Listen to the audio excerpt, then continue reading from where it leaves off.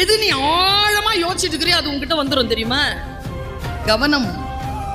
நீ எதை தேடிக்கொண்டிருக்கிறாயோ அது உன்னை தேடுகிறது. யோசி. எத்தனை பேருக்கு இங்க கார் ஓட்டணும்னு ஆசை? ஒருத்தர் 2 கையையும் தூக்குறான், அவ்வளவு ஆசை அவனுக்கு. கார் ஓட்டணும்னு ஆசை இல்ல, கிடைச்சிருது தெரியுமா? ஆனா எங்க பிரச்சனைனா யார் கார அப்படின்னு யோசிக்கிறது இல்லை.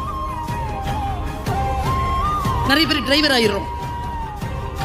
அதே கார், அதே தனிமை, அதே 80-90 வேகம், எல்லாம் அதேதான்.